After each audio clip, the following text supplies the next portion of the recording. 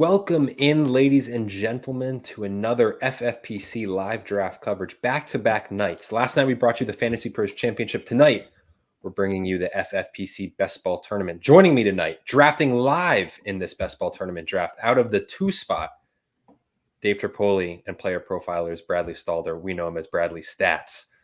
You guys, let's jump right into it because the draft is already underway.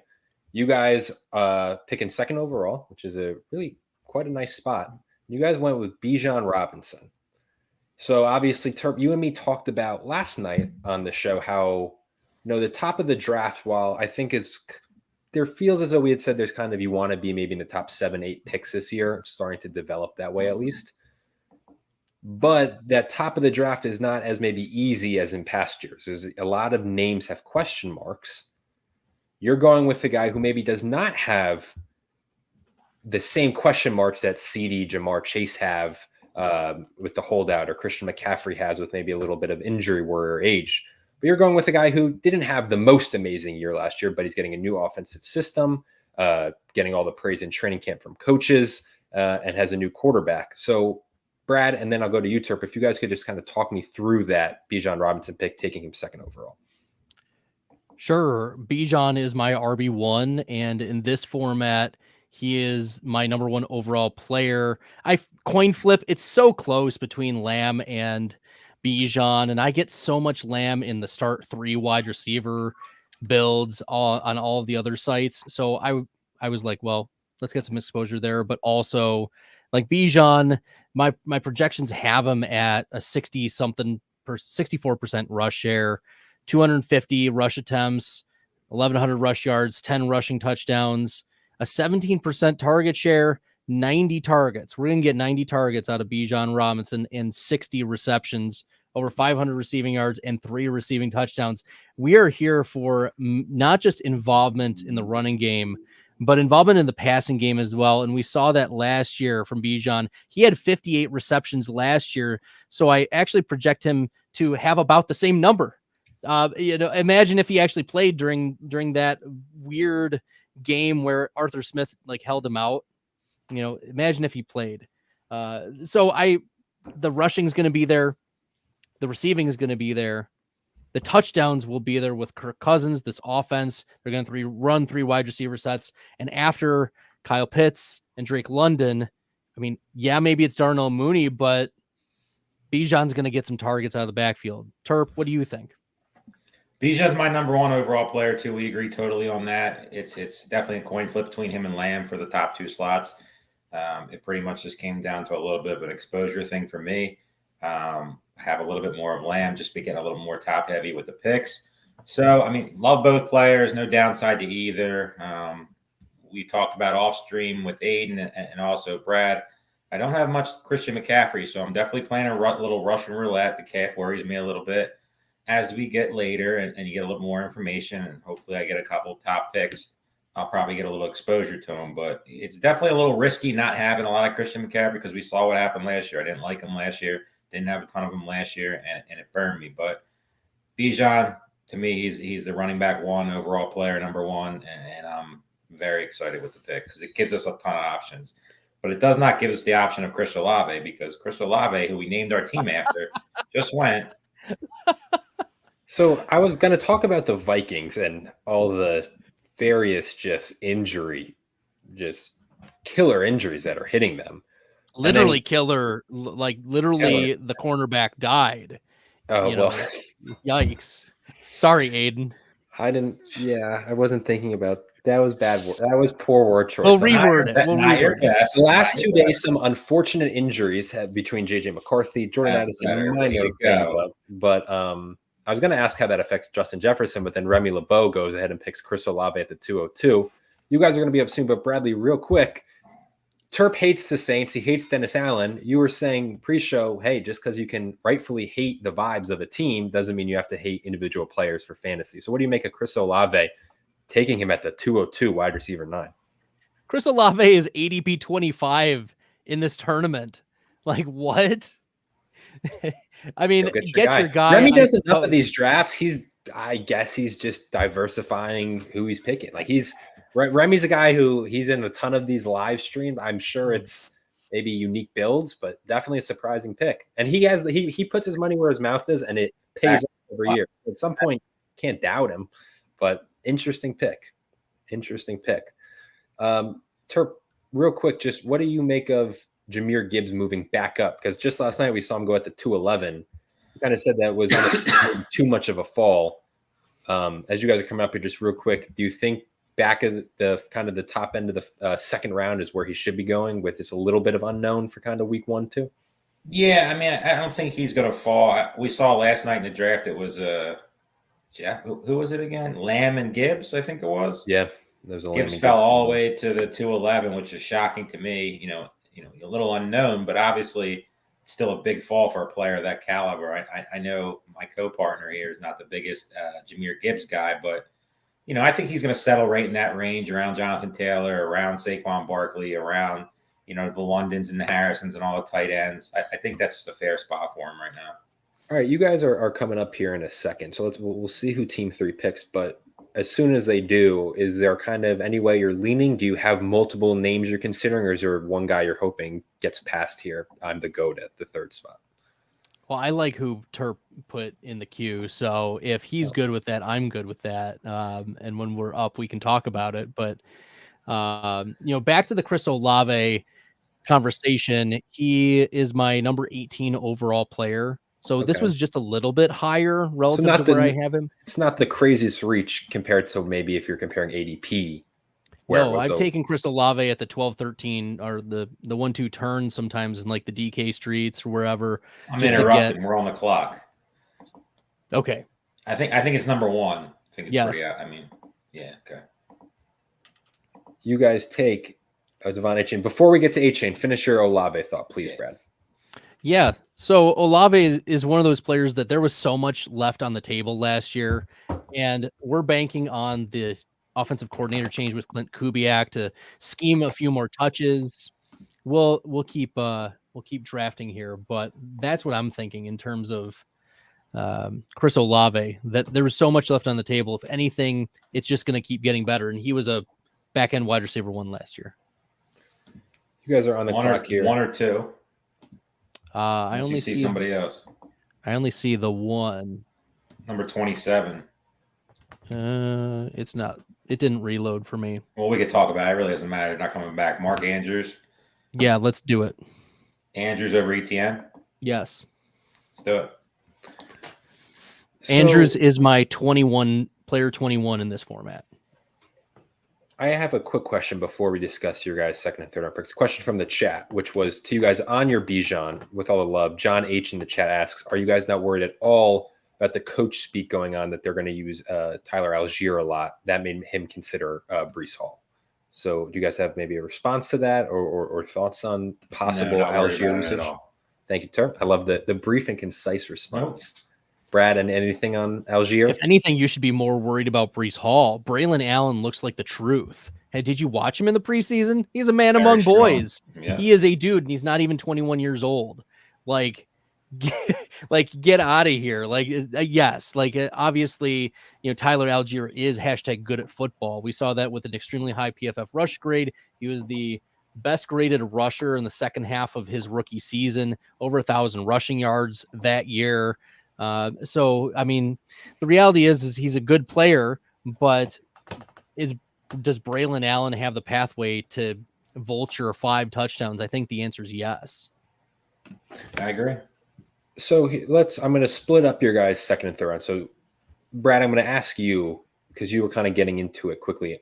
Mark Andrews is the pick in the 3rd round. Our guest last night, Andrew Cooper, has Mark Andrews as his tight end 1 overall, and we heard a bunch of positive stuff about Mark Andrews. Thankfully, today he got into a car accident and escaped unscathed, no injuries. Scary stuff. Scary stuff. So genuinely thankful that everything is okay there, and he doesn't seem as though he's going to miss any time. But talk me through, I believe you were saying in this format, tight end premium, you have him 21st overall. Give me your thoughts on Mark Andrews and what he can bring to the table this year. Yeah, so 21st overall in best ball PPR tight end premium. So I have to take my all the projections and do the adjustments for the format, but it gets him to a 23% target share, 108 targets. 75 receptions, 900 receiving yards, and 7 touchdowns. He's a red zone threat. If there's a question of, well, is Isaiah likely going to take snaps from him? The answer is no. I think that if anything, there's a little bit of positive buzz about Rashad Bateman, but Isaiah Likely is still clearly the number 2. This isn't a Brock Bowers, Michael Mayer situation where they're going to play alongside each other pretty much the whole season. Likely is still the backup. And yes, he's a chess piece. Yes, he played very well with Andrews out, but I have no worries about Mark Andrews' involvement. He's clearly the number 1 read, and he is a red zone threat. So we want players like that on the Ravens.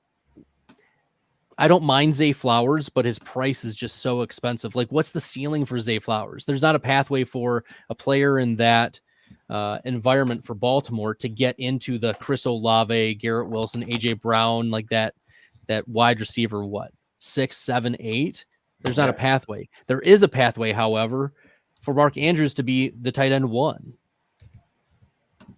Terp, I got to ask you about your guy's second round pick, which was Devon Achane. And I think if you could expand, because we've discussed on our Fantasy Pros coverages where we have discussed Achane, who has gone in a range in that format, which is, again, a weekly managed league. Early in the second, sometimes into the middle third. But in that thing, we say we're both fans of Devon Achane, but we can understand, as I think you always phrase it, clicking that button is way tougher in the Fantasy Pros Championship in the FFPC main event. Because last year, with his elevated injury risk and the fact that, who knows the Dolphins' usage, I think Mike McDaniel had a thing he was asked, and it was essentially along the lines of, why do I need to name a starting running back? I might have 4. We'll just kind of use them, throughout, and we'll just see how it goes. So there's some uncertainty there. But in best ball, he has to be a smash here at the 211 with the truly game-breaking upside he presents. The game-breaking upside obviously is the top reason. I mean, just love the player. I mean, I would probably take him over Williams, Taylor, and Gibbs if given the chance, 1v1. I just love the player. I mean, I'm not drafting much of Mostert this year. And Jalen Wright is a rookie. Does he have plenty of speed? Will he get some touches? Yeah, but are they going to take them touches away from Achane? Mike McDaniel's one thing. He's not an idiot. He knows who his best players are, and he's going to get them the ball. This isn't a situation like some of these coaches you see out there that have a talented player, just don't use them correctly. Achane is going to get plenty of work. Do we ever want Achane getting 80%? No, we don't.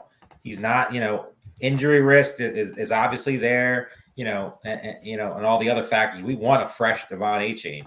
And if we can just get a little bit better than last year and he stays healthy, you're talking about a top 5 player potentially. So I can get him in any format. I don't care. I mean, clicking the button is obviously a little harder. And obviously you're spending the capital to click that button, but I'll happily click that button with him. He's definitely one of my highest owned guys, but he's also a guy that we really haven't talked about a little bit lately. That the players, like you're seeing a lot of like the guys who are doing 1 or 2 drafts jump in right now, and a player like Achane, I'm surprised he's not getting pushed down a little bit because everybody saw what Mostert did last year.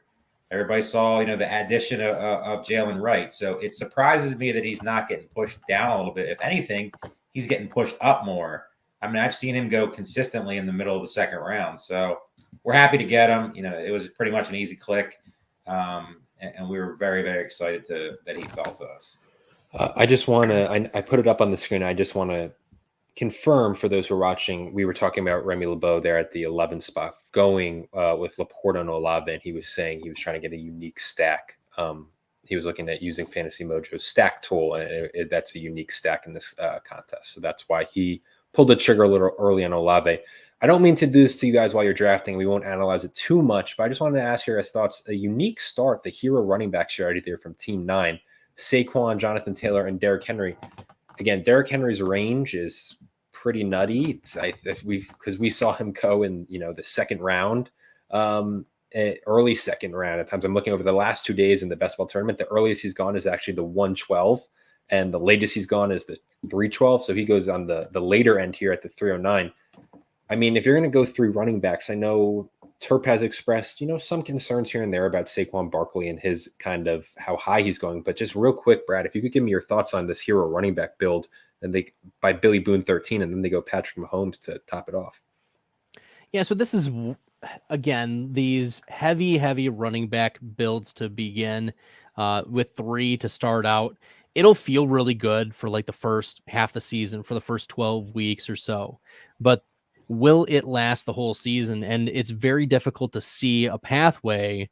Like you have to thread a really tiny needle to get, 3 running backs to be the answer, and then to not come back with a wide receiver in round 4, because you're not picking a wide receiver in this format until 57 overall is probably the best wide receiver you're going to get. Maybe you hammer wide receivers and you're just taking high upside guys, but you've missed out on the Deebo Samuels. You missed out on the Mike Evans, the Jaylen Waddles, the Puka Nakuas, Marvin Harris, the Chris Olaves. Like you've missed out on those, any of those tier, even if you believe it's a flat tier, like the drop from the wide receivers that are going off at this spot, right? Stephon Diggs even has a couple questions. By the time it gets back around to him, we're looking at like a George Pickens possibly being, the wide receiver 1 on the team. A Christian Kirk might work. A Rashee Rice. Like you need the question mark wide receivers to all go right. So it is, as Kev put in the chat, a very hyper fragile build.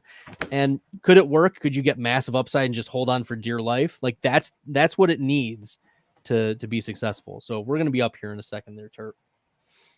Yep, you guys are about to be up here in a second. Dave Terpoilli, Bradley Stalder from Player Profiler, drafting out of the 2 spot here in this FFPC Best Ball Tournament, have already Bijan Robinson, Devon Achane, Mark Andrews on their squad. Again, for those who don't know, FFPC Best Ball Tournament, full point PPR, tight end premium, $300,000 grand prize, $1.37 million prize pool, and you guys are on the clock now. Talk me through this selection.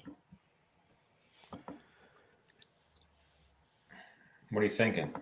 Well, I was hoping that we would go Michael Pittman there, but Pittman goes off. Who are some others that you put in there? I like the Rashee Rice selection. I feel like he's only going to go out more. I mean, do we risk him coming around the turn? I mean, I think we're on the same page maybe on what we do on the other side. Or Amari Cooper. Yeah. Amari Cooper will come back. Let's go, Cooper. We'll wait to see here what Star Fox 01 does before discussing as they go. Another guy I feel like has been in every one of these drafts. I feel like every draft I do, he's in there. See, Amari Cooper is my 36th overall player and 20th wide receiver, so he's a good value at this spot. He's a guy just like Zay Flowers that literally not a soul talks about ever. Like nobody, like I haven't heard a thing about Zay Flowers, and it's very surprising after him coming on last year.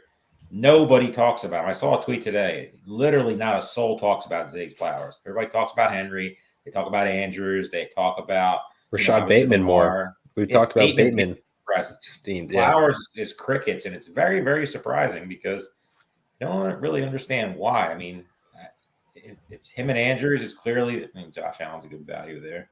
Yeah, Josh Allen QB3. Don't usually see that. And to stack with Dalton Kincaid. Yeah, it's such a popular stack, though. I feel like in a tournament like this, if you're going to go Allen, you try to differentiate just a little bit and get the receivers. I feel like everybody's doing the Allen Kincaid stack. I haven't looked at Mojo lately. I think the last time I looked, it was Chase and Burrow were the top, by a good margin. I'm sure that's caught up a little bit, but Allen and Kincaid can't be that far behind because, people are just spending capital on that early and just figuring it out after the fact. Brad, are you a Kincaid guy this year? Do you think he warrants his high ADP? I've come around on him. He was a player that I was lower on earlier in the process. And then where is he? Dalton Kincaid is my player 15 in this format. So mid-second round is how you can kind of value this player that I have at a 21% target share, 770 yards, 6 touchdowns, not 89 receptions. Like, we would not be unhappy with that. You guys are on the clock here, 5th round. Amari Cooper was your pick in the back end of the 4th round. Who are you guys looking at? You guys, Terp, you were saying you had someone in mind, hopefully. It's Rice or Lamar for me. I don't see anybody else that's jumping out at me. If you see somebody, please point them out that you like, that you think is a better shot here. I like Rice here. Yeah, I'm with you there. You can never. He's my wide receiver 23, 43rd overall in this format. So I can really never say no to him, especially now because he's probably playing the whole year. And he's starting to get more expensive, which is okay because he's still in a range where it's not too expensive, but yes, it's really hard to pass him up, right now, especially around some of these guys he's going around. I think he's going to comfortably settle middle 4th round come September. I agree, especially like if it, nothing, you hear no news at all, like he'll leapfrog Stephon Diggs. I could see him leapfrogging Diggs. I could see him leapfrogging Cooper. I could see him leapfrogging Pittman. Yeah. I could see him getting past DJ Moore, but that's probably it. I got to ask you. So, Brad, we talked about Rashee yesterday. Obviously, Marquise Brown getting hurt was a development from preseason. What was your biggest, because I am intrigued to ask you, what was your biggest takeaway from week 1 of the preseason, whether that be an injury news, whether that be a snap count, whether that be where they were on the depth chart or where it appeared for someone to be on the depth chart? Did you have one takeaway that was bigger than maybe any others, or you can even give me multiple? Because obviously, I think for a lot of people, Marquise Brown going down, that, and then plus we will group it into the preseason news that, hey, I don't think Rashee is getting suspended, and that was a big boost to both Rice and then Xavier Worthy. Did you have any big takeaways from week 1 of the preseason? Yeah, I think one that sticks out to me is that Brian Thomas is a must draft. I know he's a player that he checks all the boxes. He got all the snaps with the starters. He played out wide. He's got super speed. He was the 4th best wide receiver in the draft, but still got 1st-round draft capital. The opportunity is there. He had a pretty quiet offseason, which meant that he wasn't drawing attention to himself. Keeps him a good value. But I don't think the market's reacting hard enough to the fact that he is taking on the Calvin Ridley role, and hopefully they have a better. Yeah, I mean, would you be upset with 900 receiving yards from Brian Thomas rookie year? I wouldn't be. Not at all, especially where he's getting taken. I have to admit, the hardest thing about when I'm hosting these live drafts where you guys are drafting is I'm trying to phrase my questions as general, because I don't want you guys to discuss like guys you love late and then they get taken. You guys snipe. That's all right. Like if they it's take really, them, I mean, you do these, they take them. I do so many of these, and I know Brad does too. So it's like I don't really get offended. But I can tell you right now, if I'm building that team, I think it's Draft Sharks. Let's talk about Team 5, because chat's bringing up Team 5. That's Jared Smola and I believe Lenny Papano there in the 5 spot. And we Brad, all see what he's building. I'm quoting Brad. Brad, the last time you appeared, it was either on your Pros v Joes or when you did the Fantasy Pros coverage, and you said, "I don't know which Texans receiver to own. I just know you want one of them." How about having all 3 in this format? That's an interesting build. Have you seen that before? I've done it a few times, Okay. Not here on FFPC. I take that back. I might have one FFPC Houston, but most of those are on other sites. But I've seen it before. I've done it before. I've gotten the Nico, Stephon, Diggs, Tank Dell, Houston, CJ Stroud, like quad stack, if you want to call it that. And it's fun to build, but it's probably, in the larger tournaments, it's suboptimal. But with smaller, relatively smaller ones, the reality is that you may need 2 of these players one week and then 2 of them the other week. And we know what each of their individual upside is. Like Stephon Diggs' streakiness is unmatched. I was talking with Justin Herzig yesterday about how there were 4 different streaks in Stephon Diggs' career over the last 7 seasons where he had 0 100 receiving yard games in a row. It was 9 game stretches. He had 4 different ones throughout his career over the last 7 years. And it's he's just a streaky guy. So you can get a streak from Diggs. You know what the yak monster is for Nico Collins winning down the field. And then Tank Dell is always good for, one bomb play, which we even saw in the preseason. He looks good. So, we should continue to draft Tank Dell where he's going. Terp, don't feel as though I'm singling you out because you're an Eagles guy, but we're going to talk about Team 10 because AJ Brown, Devonta Smith, Jalen Hurts stack. They get Jahmyr Gibbs, not worried about the injury, and then Rachaad White, who falls by almost a round in value. He's been normally going at the 4.11. He goes at the 5.10 today. What do you make about Team 10 there, Eric 2, as a competitor in this league? We just built, me and Theo are currently in a 2-hour slow, one of these, and we just pretty much built the same exact team. Gibbs and we have both Hurts, Smith, and Brown. And then the running backs are a little different. We mixed in Marvin Harrison. I think it was Kenneth Walker, if I remember correctly. Mm-hmm. So very similar. So I don't really see with Kellen Moore. I mean, I could talk about the Eagles and Kellen Moore all day. I mean, it's pretty obvious. Motion, something they didn't have last year. They're moving these guys around. They're going to get Smith in the slot. They're going to get Brown in the slot. They're going to, Barkley should be, used in the passing game more than they've used running backs in the past. It's really hard to really dislike any Philadelphia Eagle right now. I mean, I just think some of these guys, Devonta Smith might be one of the best values right now in drafts. And Hurts, where he's getting taken, to me, I've been seeing him go as a QB1, and pretty much, I would say the last 4 or 5 drafts, he's passing Josh Allen. Josh Allen's definitely the one that's fallen. So love the draft, big fan of that. Built one similar earlier. So no downside whatsoever. Not the biggest Rachaad White fan. And I know Brad's not the biggest Gibbs guy. So, adding Joe Mixon there, I probably would have mixed in another receiver. But like the team, like the setup.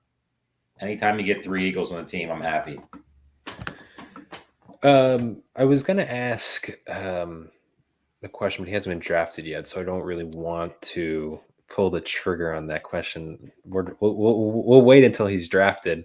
Brad, just another general question out of maybe these first 5 rounds for those people in the chat watching us live. I think a common thing for people who do go in between, main event, Fantasy Pros Championship, and then Best Ball Tournament is some of these players are way more valuable in a Best Ball format versus a weekly managed. Is there a player going within the first 5 rounds of these Best Ball drafts who you think is way more valuable for Best Ball than they are in a weekly managed format? Is it a guy like that you drafted like Achane, or is there another name that maybe is on your list that you have? Yeah, Achane's definitely up there.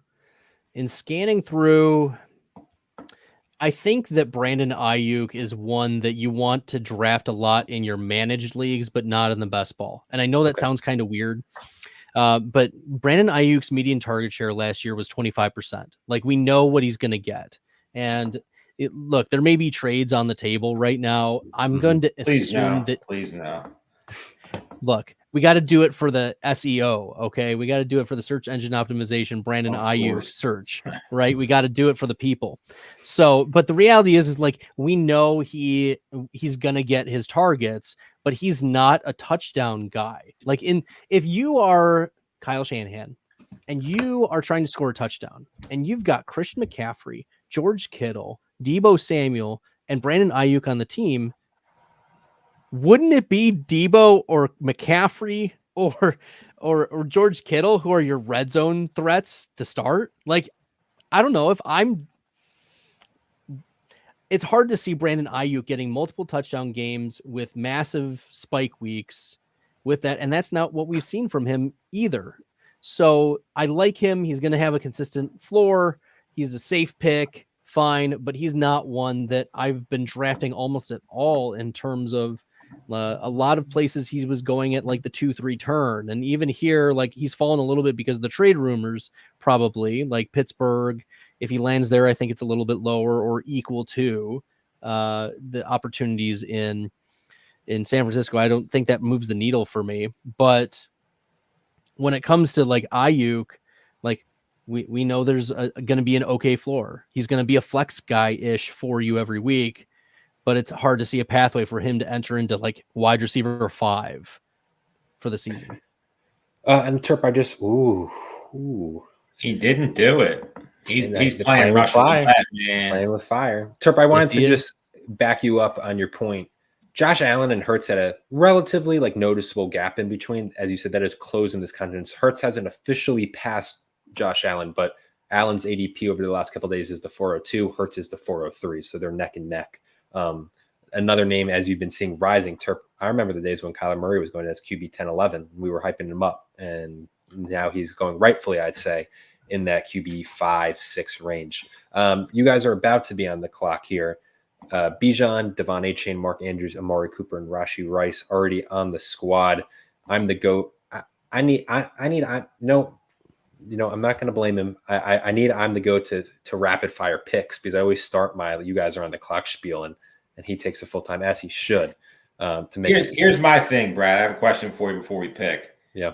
Let's just hypothetically say that, obviously, Draft Sharks is trying to build CJ Stroud here. Is it a mistake? Like, would you be sad if CJ Stroud doesn't come back to you when you're building such a powerful stack? I feel like you have to take him there. I don't think you risk it. I don't think anybody's going to take him, so he's probably going to get it no matter what. But the risk to me is, I don't know, 3 guys on the same team with no quarterback. I just feel like I'd be so bummed the rest of the draft if I didn't get Stroud. And if I could, let me add on to that. Also, if you guys are on the clock, so let me go down. I have a question, because that's a great question by Terp to add on to that. So make your guys pick, and then I have some more on the Stroud build. What are you thinking? Well, I like number 2 because of, hashtag bias. But, I think number 3, we can push around the turn. Yes. So let's go with, I'm okay with, is that, that's a reach on number 2. Why don't we go with number 1? I think that's fine. Yeah.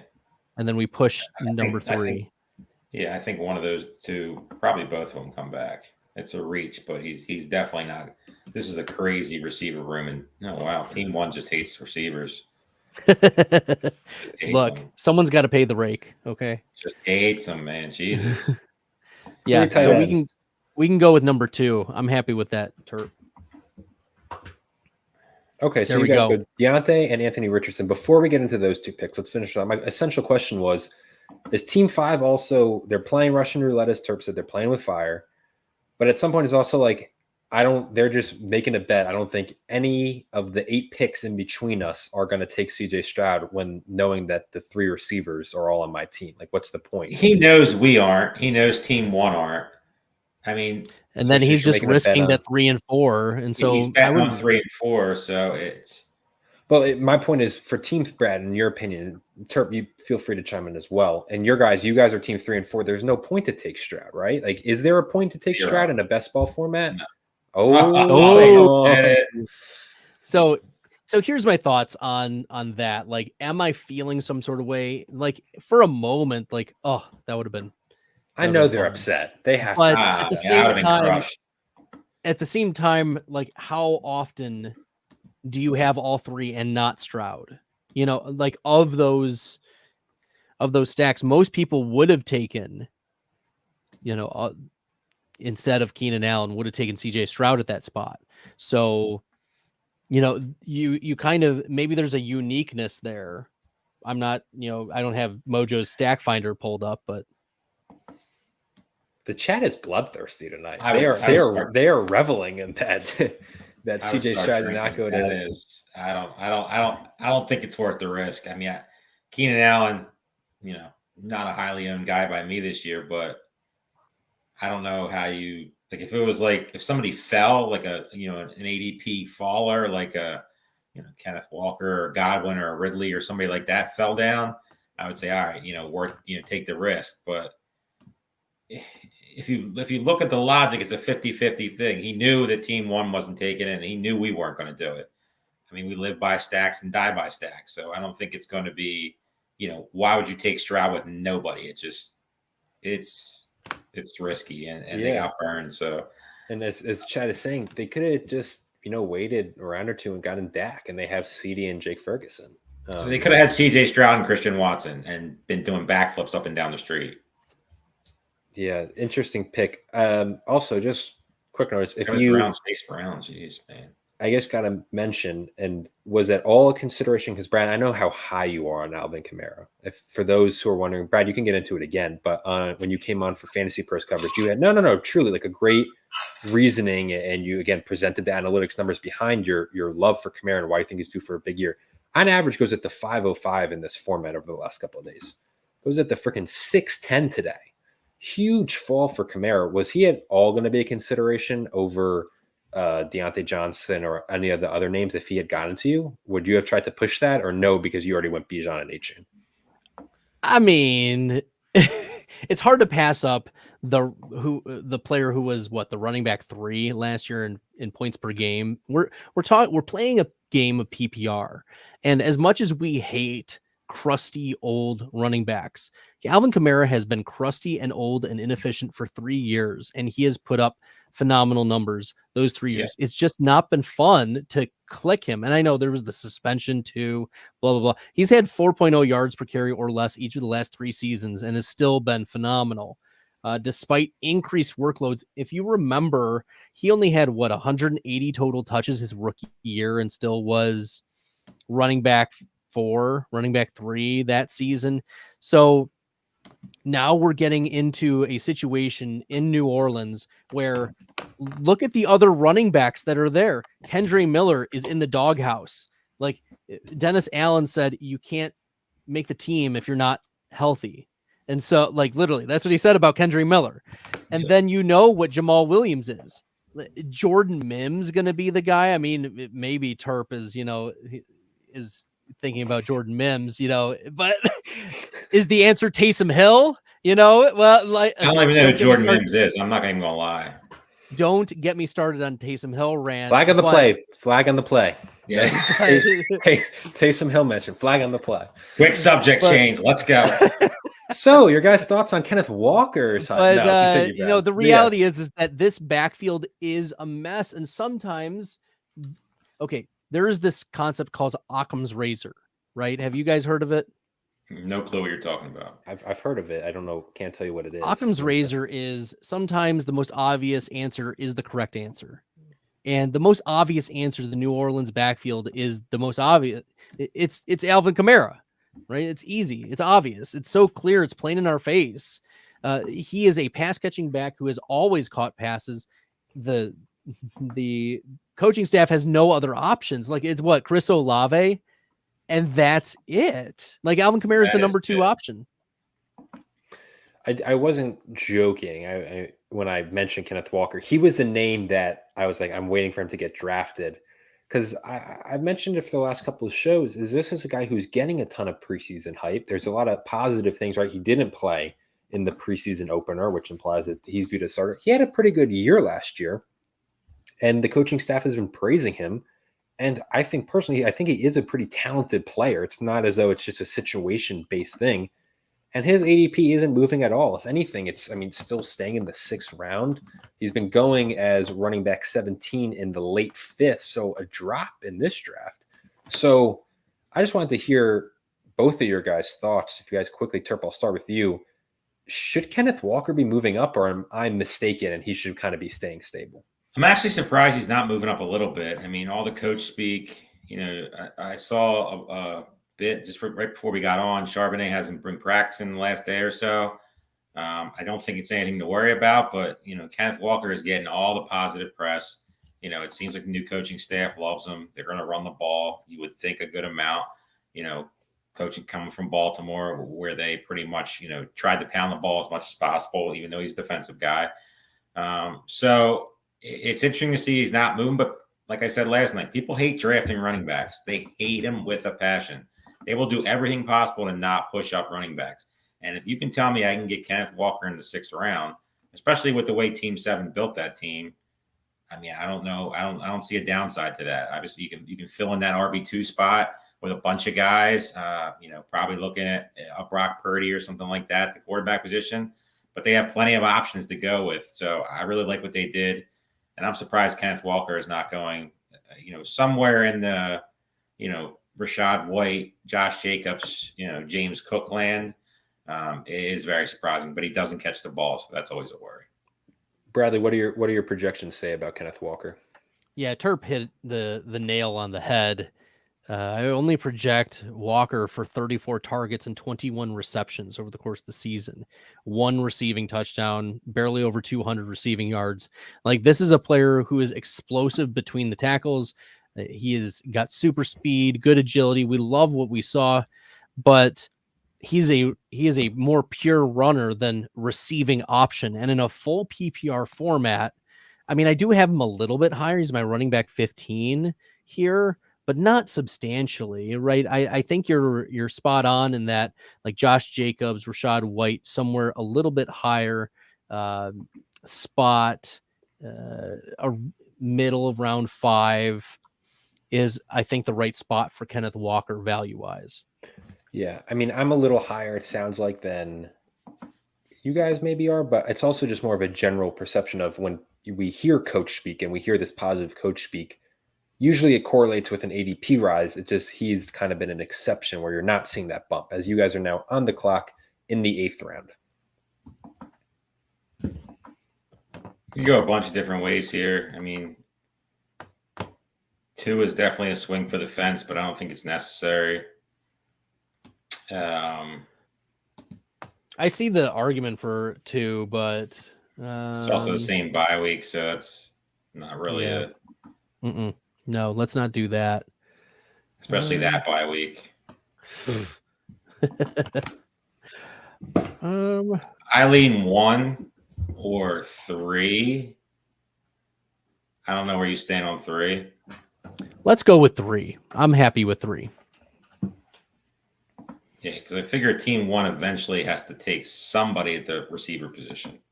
So I think there's a good possibility that 1. Yep, Keon Coleman goes off.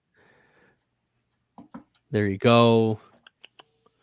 And Brian Thomas. There's Brian Thomas right there. Yep, it's a good pick. Yeah, I mean, so you guys are on the clock here. I know you're probably going to try to push for 4, and I'm fine with that if you want to go that route. I am very happy with 4. Let's do it. He's Jonathan Brooks is in points per game. Let's just keep scrolling up. I love the pick. I'm fully in support. He's my running back 16 in overall in this format and 57th overall.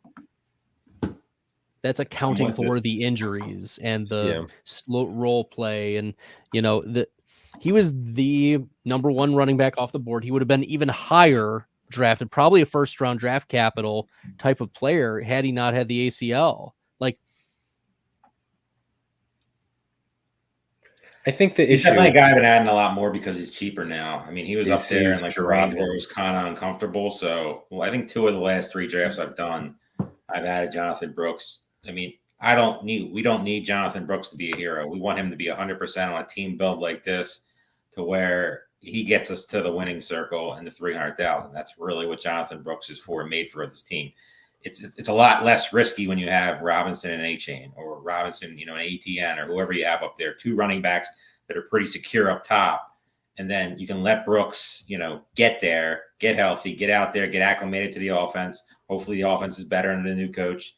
And then, really take off when we need him to get into the playoffs and then get that win at the end. So to me, Brooks, 9th. I've seen him go in the 10th round of some of these. I think I got him in the 10th round on one of these. It's worth the risk. Obviously, it's a risk. I mean, you hope he, is ready to go by, let's just say, week 5, week 6. But I'll take a risk like that because the talent's there. And realistically, I'm a Hubbard guy, but he's not a guy that's going to win you a league. Jonathan Brooks was going pretty consistently in that 6-7 turn prior to the news that he would be out until at least week 3. And then obviously the concern there, which I think, Brad, you said is baked into your projections, is not only that he's missing a couple of games guaranteed, but there's going to be an expected slower start off of the ACL. So it delays his hopeful return to 100% even later. But he's been going in that 9th round now. And this is a guy who, as you guys said, in that championship sprint in weeks 15 through 17, you're hopefully at full health with a coach who likes to run the ball. And he is by far and away was the most talented running back drafted this year. So a lot to like there. And I think Terp hit the nail on the head for those who are wary of Brooks for maybe going to a weaker offense, coming off an ACL injury. His price now really reflects a place where I think everyone should feel comfortable drafting him. There was a question in the chat from Uncle Andy about Javonte Williams, and I'll give it to you, Brad. One, what do you make of that Broncos backfield, which is one of the ickiest in fantasy football. But Javonte Williams, after just heaps of negativity this offseason, last couple of weeks has been receiving a bunch of praise and positive developments. What do you make of Javonte Williams in that Broncos backfield as a whole? Where there were some reports earlier this offseason that, Javonte Williams could get cut, right? And then here's the thing. You can't trust a word that Sean Payton says at the press. Literally nothing. Like literally he is the new Bill Belichick when it comes to like, you just can't trust, like he goes up the presser and whatever he says, just put on mute because it doesn't matter. I mean, this Belichick, would just be like, hey, like, I'm not going to tell you anything. But the reality is that Sean Payton just straight up, like he will tell, for instance, Marvin Mims, we want to get this guy involved. Nope, Marvin Mims is still running with the second team now that we're even, crazy. This deep into it. Javonte out there. Sean Payton, and I pinned this commentary on my Twitter, so you can go to at FF Stalder on X Machine, and you can see where I found the video, and he compares Blake Watson to Alvin Kamara by literally saying, "Well, I'm not going to compare Blake Watson to Alvin Kamara, but this is why he's similar to Alvin Kamara." Oh my gosh. So no, you can't trust anything he says, and you also can't really trust a lot of the trends that you've seen either. What we do know is Javonte Williams is at best a little bit better than a plotter, but he played very poorly last year in his first full season coming back from, the ACL tear. He was involved in the passing game. So the one thing we can trust in like organizationally is that Sean Payton is going to involve these running backs in the passing game. Problem is, we still don't know who it's going to be. Jaleel McLaughlin, started sputtering out near the end of last season. Like, if you look at the snap shares, he got so many targets. He was so involved. That was like middle of the season or like weeks 4, 5, 6. But if you look at the end of the season, his snap shares were like 20%, 15%, 18%. And it's really hard it's terrible. You can't, you can't produce fantasy points if you're not on the field. So especially from, that type of running back. So I've said that like the ceiling for McLaughlin is Jaylen Warren, but the floor is 0. And I don't know if at this point you're putting chips in on Javonte Williams. I love Audric Estime. He was the number 1 PFF graded rusher last year in college, scored a ton of touchdowns, came from a professional. Notre Dame, University of Notre Dame produces players like Kyron Williams. As much as people don't like Kyron Williams produced in the NFL. So you see like an Audric Estime who showed production and now has, if we believe Javonte Williams is not the answer, Audric Estime probably would be because he's good at football. So if I'm taking a guy late, I know it's Notre Dame fan thinks Audric Estime is good at football. Notre Dame fan, Notre Dame alumni Notre Dame alum. Yes. I didn't know that. There we go. I didn't know that either. Yeah, Notre Dame alum. Mm-hmm. Yeah, so the Michael Mayer bias is very strong. The Cole Kmet bias is very strong. Audric Estime, very strong. So the Michael Mayer bias is deserved. Just unfortunate situation. That dude is good at It's just an awful situation. Very sad about that situation. Michael Mayer is a true freshman in college. It was Mini Kelsey was like his nickname. And now it sucks that he's just relegated to be the title too. Brutal. I would love to see him get moved somehow. He's not going to happen, but love to see him get moved somewhere. Did you guys see that report? I don't know. I can try to pull up who said it, but there was a report floating that Dave Ziegler had a trade in place for CJ Stroud, but Josh McDaniels said no and signed Jimmy Garoppolo. Yeah. Doesn't surprise me at all because he literally has done nothing right ever. Brad, I wanted to ask you, before Chris Olave was picked, I was going to ask a question. It was a little bit different earlier in the day when the Addison injury, we didn't know the severity of it. Sure. But obviously Hawkinson's going to miss some time, a couple of weeks to start the season. Addison's already banged up. And as we said, there's a chance he could get suspended 1 to maybe 3 games. Sam Darnold's now the starting quarterback. JJ McCarthy is out for the year. Is this a boost for Justin Jefferson, your projections? Does it remain stable? Me and Terp were talking earlier today that this is, I mean, he's just going to get, how many targets are you projecting for Justin Jefferson is basically the question here. Because I was going to ask this early in the draft, but I'm just am intrigued are the targets just going to outweigh maybe some of the subpar QB play he could experience and he could just be a PPR monster? That's exactly how I have it. Justin Jefferson, 161 projected targets. It's gross. I have him at the most targets of any player in the NFL. Just in target share wise, a little behind CD Lamb, a little behind AJ Brown, a little bit behind Tyreek Hill, but the volume, is just there. I still project a very heavy pass volume because as much as we like Aaron Jones, he's not going to carry the rock 20, 25 times. No. It's just not going to happen. Ty Chandler, same thing. So the inefficiency, even with the high pass volume, is going to forgive a lot of the sickness that may be plaguing the Minnesota Vikings offense, because Justin Jefferson's going to get 29% of that target share, 30% of that target share. And he is my number 4 player in this format, despite the concerns. And it's so anti-vibes. Like, the vibes are so bad with Minnesota, but this is where, like, I want a little bit more Jefferson now that we're starting to see him fall a little bit further, etc. So, yeah, it's hard to click him, though, at 4, even though that's what the projections are telling me. Is this also maybe enhanced that, he has his contract, his situation, obviously the injuries, the Vikings are not set in stone with all the people going down for them, but CeeDee Lamb and Jamar Chase have these holdouts. Who knows what shape they're in, when they're going to return, what's the deal there? Jefferson, is there something, and the same goes in a way for Tyreek and Amon-Ra St. Brown. In these massive tournaments, your first round pick, just a little sense of security. I don't ever see it getting there, but let's say we're a week till the season starts and CD hasn't reported and Chase hasn't reported. Do we see maybe Jefferson, Amon-Ra going ahead of them just because people want to avoid that uncertainty? Is that a possibility? It definitely is. I think it's pretty obvious. I think Lamb gets done before Chase.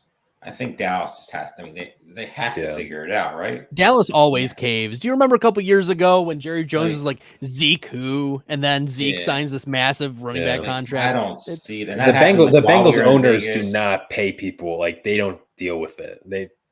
Who's it? Mike Brown, I believe. Jamar Chase isn't people. Jamar Chase is your heart and soul. No Jamar Chase. You can. They might be the worst team in that division. T. Higgins, will be a much better fantasy pick, but is he an alpha? Jory's still out for me, but Chase he's got to get paid. They're both going to get paid. I think they're waiting for the Aiyuk domino to fall, and I think you get them in sometime next week. They both get in, and all's well in the world, because if they both hold out, they have no leverage, so I don't really see what they gain out of this. It's not like they're going to be traded. If they were to be traded, they would have been traded already. So, we're on the clock. We're on the clock. To me, it's 4 then 2, but I can be pushed pretty much anyway. It's kind of a little flat range right here. Yeah. And there's nobody that's like really standing out. I also like 5. But there's so much uncertainty there. We can go 4 and see who comes back around, because we know team 1 is going to click some wide receivers. We would think so. It's kind of an ugly pick, but Curtis Samuel is our pick. Yeah. We'll discuss it. Just catching up on some comments from the chat. Going back to our Kyron, when we were talking about Notre Dame running backs, Permar99 said that Corum was getting starter treatment today and Kyron was walking around with Puka, not practicing, like he has some injury. And then Mile High Luke was just saying how, Justin Jefferson without Kirk Cousins had a couple of huge blow-up games, but then a lot of mediocre games, and those blow-up games might have massive stats. But real quick, you guys are on the clock here in the 11th round. Curtis Samuel off the board in the 10th to you guys. Who you guys taking in the 11th? Here's the thing. I wasn't expecting Blake Corum to be here, Terp. Yeah. He's like, talk about kingmaker. The Rams make kings, and Blake Corum has the pathway to be, of any running back going in this spot, If anything happens to Tyrone Williams, he is the RB1 overall, is what we're talking about for Blake Corum. Yes. Yep. I mean, if you're taking upside, Jonathan Brooks and Blake Corum is pretty good bets as late round running backs. Young ones who very well could be the leaders of their backfield. Obviously, Brooks will be at one point, and Corum, it's just Tyrone Williams, whose lower body is made of glass, probably going to miss some time. Corum's a good football player, so I like both those picks. I'm surprised his ADP, I was looking at it, is in this format, is at the... I feel like it's dropping. It's at the 10-12, which, I mean, we saw him in the 9th round at times, but not necessarily what I expected when he was rising up in the immediate aftermath of some of that maybe Kyron negativity surrounding possible injuries for him. I'll scoop up those Blake Corum shares as they're dropping, as you guys did. Can you guys talk me through... Terp, I think you said it's kind of a gross pick, but Curtis Samuel? He's my favorite pick. He's my favorite Bills receiver out of the bunch. I mean, he is – none of them really are exciting to me. I mean, Keon Coleman's the flashy rookie, but is he really a good football player? I don't know. Shakir, is he going to be on the field, when they go Knox, Kincaid? I don't know. I mean, he's going to play a lot in the slot. That's kind of where we want Kincaid to be, so that could be a little muddy. So to me, I think Samuel's going to be used a lot, in different ways in this offense. And if he can stay healthy, I think he's going to be the best of the bunch.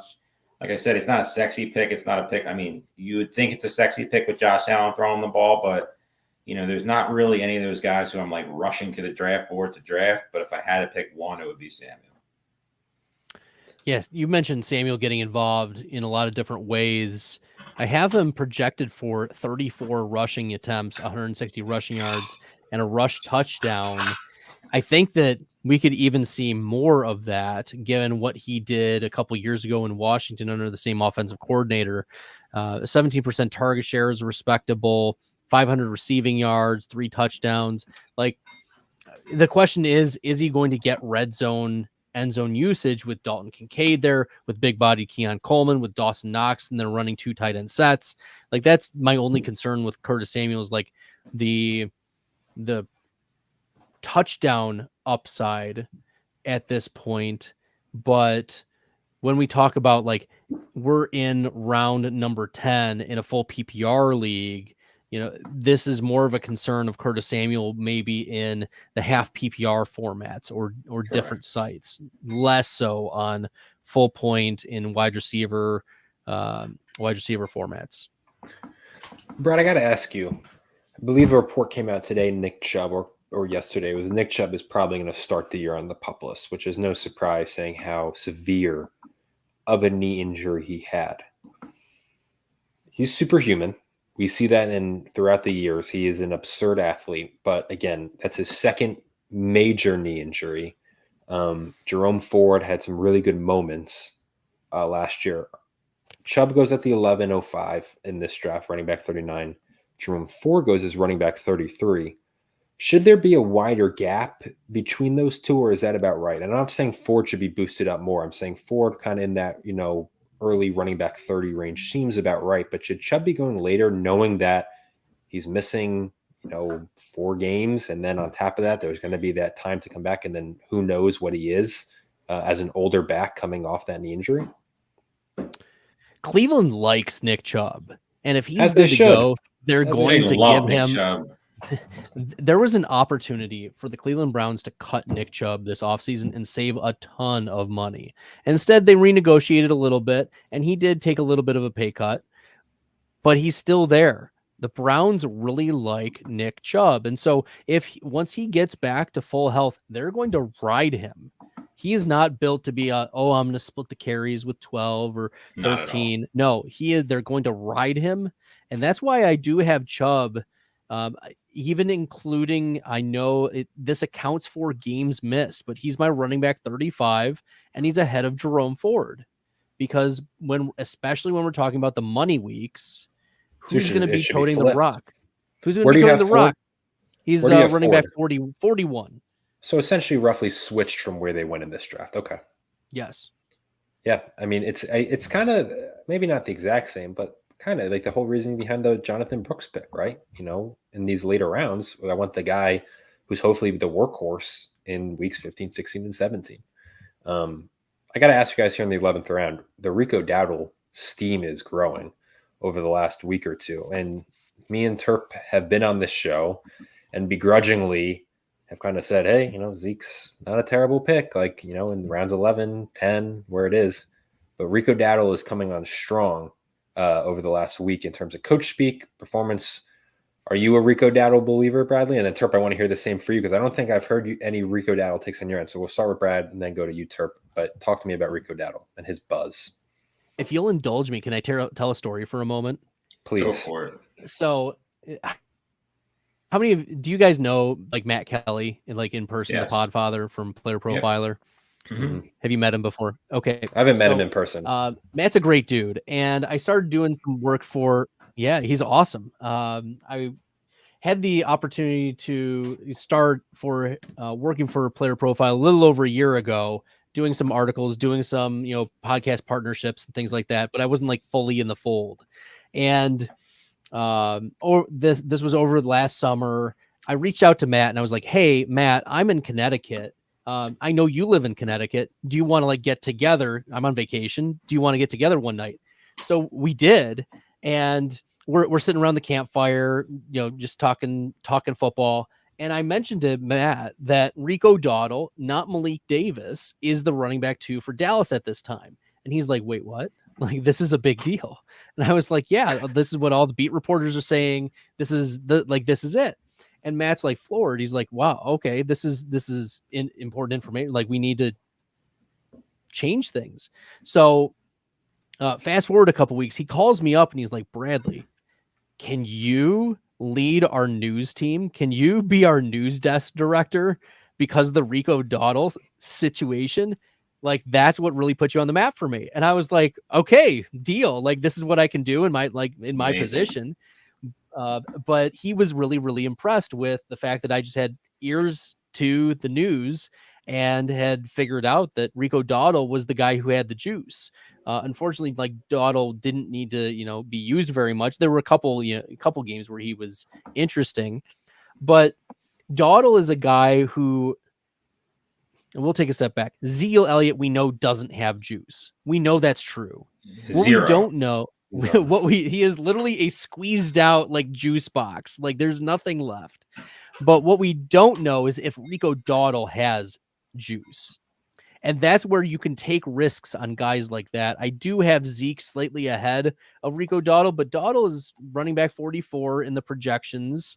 And if you want to take a shot on him, given the possible upside, we know we want Dallas running backs. We know they're going to score a poop ton of points. Like, at this late, sure, he went off running back 41. Fine. That's fine. I'm okay with that. It's definitely, it's always funny, right? How you always hear about, how luck into jobs or opportunities. And it's like, you always say, how am I going to luck into something or be in the right place, right time? And then you always hear this stories, and then it happens, right, to everyone where they have an opportunity or something that just pops in. Yours is Rico Dowdle, right? And that's a name now you'll always remember. Literally, could have changed your life. Yeah. It did. There we go. Just for Rico Dowdle, running back 41, as Brad just said. Shout out Rico Dowdle. Zeke goes about a round later as running back 44. Obviously, that is flipped from where it had been even just about a week or two ago. You guys are about to be here on the clock. We are drafting in the FFPC Best Ball Tournament. $300,000 is on the line. $1.37 million prize pool. The contest is already 65% plus full. Gosh darn it. I know. I was hoping for that too. I wanted him so bad. That might be the first true snipe of the night for you guys. It definitely was. Right? They didn't know. I didn't think I was going to get so upset about that one, Terp. Yeah, I didn't think there was any chance he wasn't coming, to be honest with you. But wow. Okay, well, so be it. This is auto the rest of the draft. Just put it on autopilot. There we go. I mean, 8 is probably the one on the wrap. I don't think we need to take him now, but I'm good with 1, 2, 3. I mean, 3 is, okay. Do you want 6? Me. Or 2? I'm good. 2 or 6? I was hoping you said 6 personally. 2 or 6. Let me know. Surprise 6. me. I already hit it. All right, beautiful. Let's go, Jaylen Polk.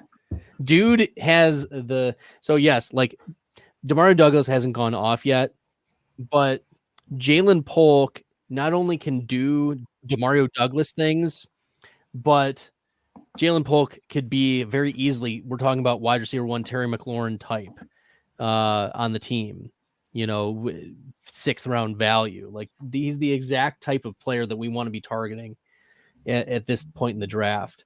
Now we come back, and I'm even toying around with maybe a different position. Where are you thinking? We've Maybe not. We've kind of ignored the tight end position for a really long time. I know.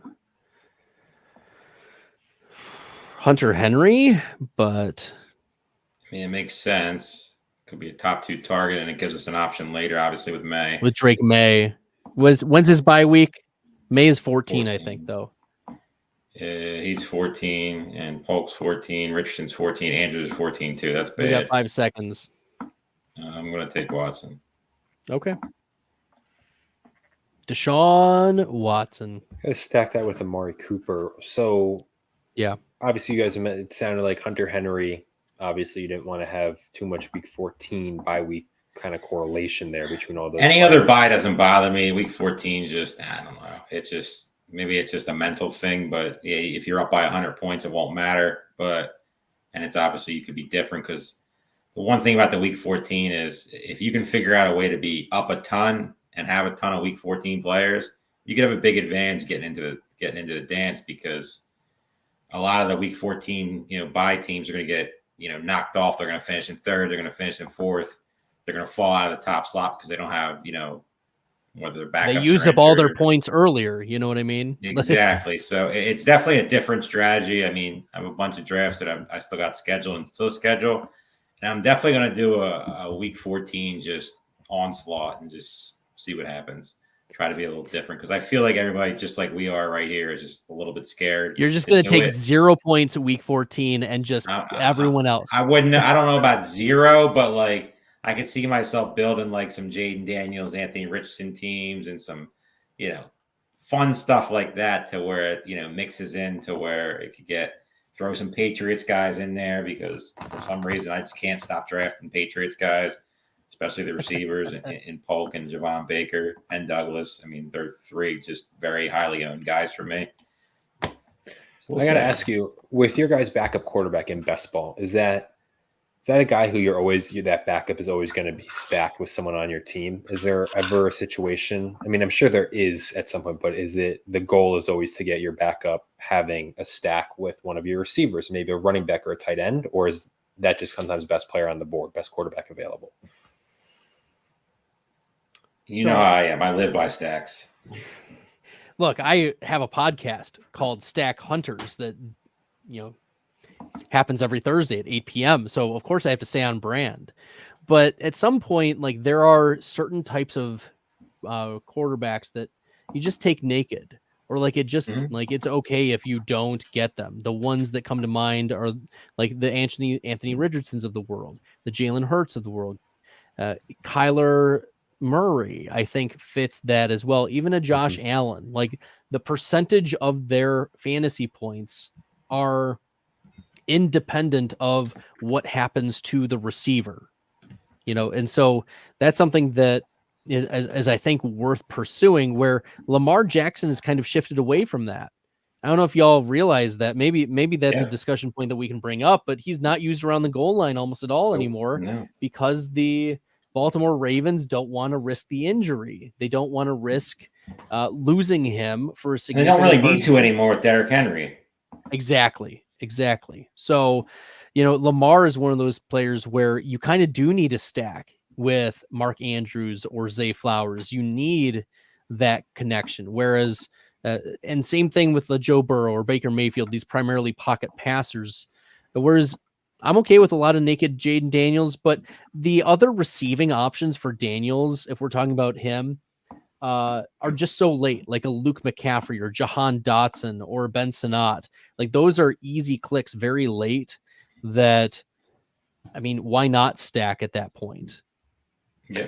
Like, the question was honestly prompted just because in general, I think it is an important question to ask, but also because if I was ever guessing the Terp draft where he was drafting a backup, I'm always expecting to gun it for Will Levis, who I think especially fits a best ball mold, because he's going to have some Jameis Winston-esque weeks where he's just chucking the ball around with reckless abandon. Can you guys elaborate a little more maybe on the Jaylen Polk? I think you kind of touched on it a bit, but specifically why over Demario Douglas? Yeah, we know what Demario Douglas is in terms of he'll play on the slot. He was a nice little player, a safety valve, median 20% target share last year, but no spike weeks. He's not a spike week guy. So one of the interesting things, when I initially ran my projections, I just straight imported the standard deviation of what the player did last year, because we didn't have multiple years for Demario Douglas. His standard deviation was like 5-6 points, which is almost nothing. For reference, the standard deviation for Devon Achane is 14 points in PPR. So like the ceiling is just non-existent for Demario Douglas.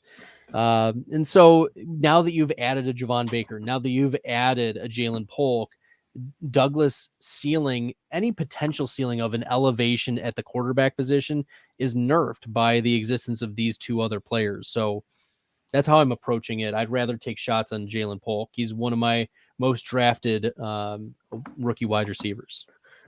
You guys really wanted Jakobi Meyers. Obviously, we said that he was sniped. So let's give him some love. What was the reasoning behind the Jakobi Meyers love that prompted such severe disappointment when he got sniped at pick ahead of you guys?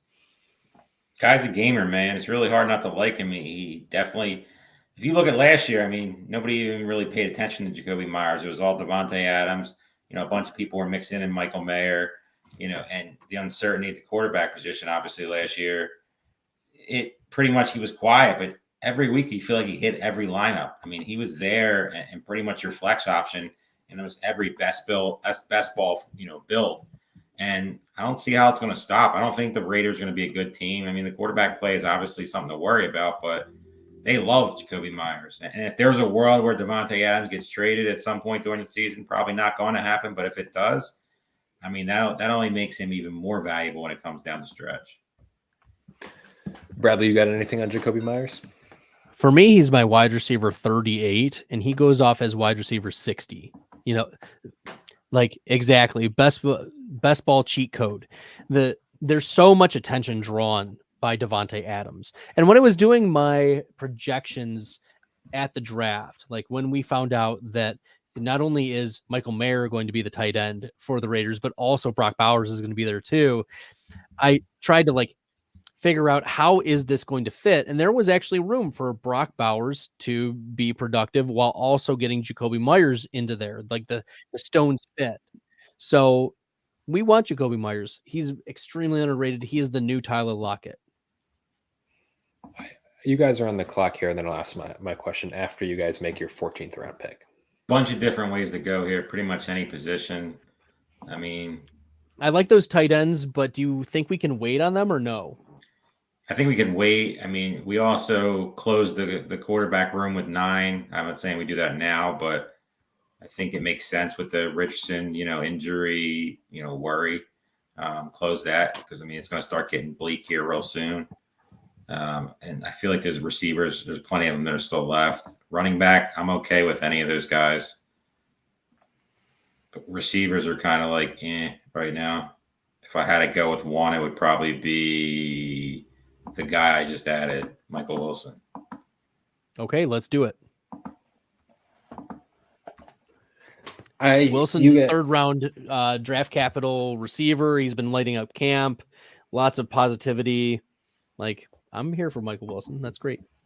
I don't usually disagree with much of what you guys do. I'm not saying this is a disagreement. It's more phrased as a question. You guys have Bijan Robinson. I know my draft board. You took Bijan Robinson second overall. You stacked obviously Deshaun Watson with Amari Cooper, and I didn't really process it until he got picked here in the middle of the 14th. Kirk Cousins coming off an Achilles, but Deshaun Watson is coming off a shoulder. Deshaun Watson has not been good for a couple of years, while Kirk Cousins has. Kirk Cousins has a Zach Robinson from the McVay system and elite weapons, and Deshaun Watson, they literally had to fire their offensive coordinator, who did a very good job with Joe Flacco last year, simply because Watson, couldn't run that offense. So you guys are on the clock in the 15th, but I just want to hear your thoughts on Watson over a guy maybe like Kirk Cousins, who you could have stacked with Bijan. 1 or 7 for me, and then we'll make the pick first, and then we'll get the question in. Yeah, please. 1 or 7. As you should. I like 1. Let's go with 1. I like 1. Mm-hmm. Yes, he's been playing very well. Hell yeah, playing very well. I know you love Ray Davis, man. He did that for you. Great story too. Great. No, I'm like, dude was like in homeless shelters throughout his youth, foster care system. When I went to Temple, Vanderbilt, Kentucky, he was one of the best running backs in the SEC last year. Did really well. Not a great O-line. And I think that dude, I believe it was 3 different schools. He had 1,000+ yard rushings on each of them. And it's hard to look good at Vanderbilt in the SEC. And he did that 2 years ago. I'm a believer in Ray Davis. Some of that is the issues James Cook has, I think, leaves him susceptible to getting benched or just missing time. And Ray Davis is kind of old, reliable, and has genuine juice. It's not just a plodding running back coming in there. I'm a fan of his, and he looks, as you guys have said, he's looked good. So I like that as a late dart throw, and I'd recommend anyone to do that. But I am intrigued to hear, and there was, 4 quarterbacks in between Deshaun Watson and Kirk Cousins, so it's not like a straight, but I just was wondering, was Kirk Cousins at all considered there in the 13th round by you guys to stack with Bijan, or like basically just sell me on Watson? I know he's a backup, but I just can't get behind him at all. So look, we can win both ways. If Watson passes well, then it's extreme positive value. If he doesn't pass well, then we're looking at him producing with his legs. And last year, about a median 18% rush share, which is extremely respectable from a quarterback perspective. So I project him for 70 rush attempts, almost 400 rushing yards, and 3 rushing touchdowns. The rushing is underrated for Deshaun Watson. He's still very mobile. And if we're talking about a delay in Nick Chubb, right, for the first half of the season, it's very possible that Deshaun Watson just pulls passes out and now he's rushing. And so we've got not like a Jane Daniels type, but much more mobile than Matthew Stafford, much more mobile than Baker Mayfield. So you've got a player who at least we have some interesting floor with the rushing that exists. And if the passing does get right, then our team is looking mega, mega strong. The rushing upside is very underrated when it comes to Watson. Most people just obviously see the injury and, the last 2 disaster of years, and they pretty much look at him as like, is he going to be back? Is his shoulder actually good? Or, he's a guy with recency bias that you just kind of stay away from. You saw what Joe Flacco did. Joe Flacco's not there anymore. They paid Deshaun Watson a lot of money. If his arm's falling off, he's probably still going to be out there. Unless he can't throw the football, he's going to be out there. And when he's out there, he possesses rushing upside. And if for some reason he could figure out, the old Deshaun Watson, or at least 80% of it, you're talking about just a sick value when it comes to where he's being drafted compared to a bunch of these other guys who, they're talented, the Staffords, the Smiths, the Herberts of the world. Herbert's different, but, they don't really possess any rushing upside at all. And if Watson can give you, a couple touchdowns on the ground, you're talking about just a smash pick right now. And pairing him with Cooper, I'm always good with that.